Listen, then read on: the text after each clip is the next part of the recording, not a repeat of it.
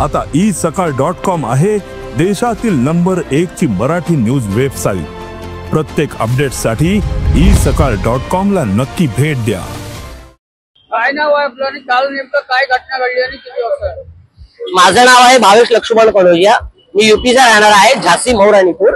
काल माझ्यावर अशी घटना झाली की मी माझ्या बहिणी बरोबर स्टेशनला जात असताना एक रिक्षा चालक मला ओव्हरटेक करून पुढे गेला। तर मी त्याला नेमकं एवढंच म्हटलं होतं की भाई तुला ऑटो नीट चालवता येत नाही का? तो मला डायरेक्टली बोलला की भाई हिंदी में बात कर, मेरे को मराठी नहीं आता। त्याच्यामुळे मी गाडी माझी पुढे लावली। मी त्याच्या समजण्यासाठीच्या पुढे गेलो, भाई तुला मराठी का नाही येत, का नाही बोलायचं तुला? तो बोलतो मी मराठी बोलणारच नाही, मी हिंदी में बात करूंगा, मैं भोजपुरी में बात करूंगा। त्याची व्हिडिओ सुद्धा मी तिथे काढलेली आहे। प्लस ह्या गोष्टी होताना तिथे अत्तर रिक्षा चालक होते, तेही यूपी वाले होते, तेही माझ्या अंगावरती आले। ह्या सगळ्या गोष्टी असताना माझी बहीण मध्ये आली तर तिलाही धक्काबुक्की करून साईडला केलं गेलं।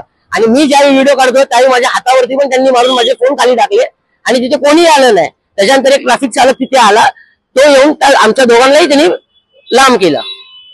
मित्र, तुम्ही स्वतः परप्रांतीय आहात, परराज्यातून आलेले आहात, तरी मराठीवरती प्रेम आज तुम्ही इथे दाखवताय, मात्र लोक कशा पद्धतीने, काय वाटतं?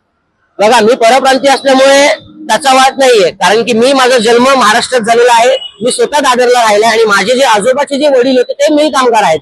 आम्ही कोयनूर मिल मध्ये राहिला होतो अगोदर, आता आम्ही इथे शिफ्ट झालोय। पण ह्याचा अर्थ हे नाहीये की मी परप्रांतीय तर मी मराठी आणि महाराष्ट्राला प्रेम करणार नाही। माझी जन्मभूमी आहे, त्याच गोष्टीवरती प्रेम करणार। आणि मी लोकांना एवढंच सांगतो की बाबा तुम्ही बाहेरून आला आहात, मराठी शिकणं हे गरजेचं आहे। कालच्या प्रकाराबाबत कोणाला सांगितलंय का? मनसे असेल, शिवसेना, काही नेत्यांकडे?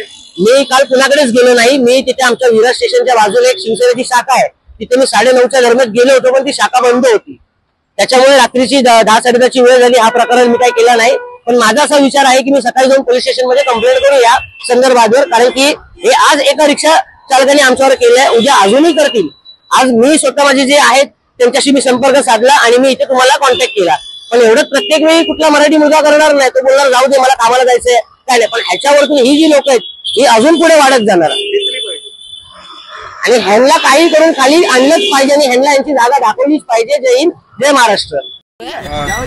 मराठी बोल रहे, हिंदी बोलूंगा, हिंदी बोलूंगा, वीडियो बुलाओ, हिंदी बोलूंगा। कैसा बोला तुम? हिंदी बोलो, मराठी बोल रहे हो, हम हिंदी बोलूंगा। ठीक है।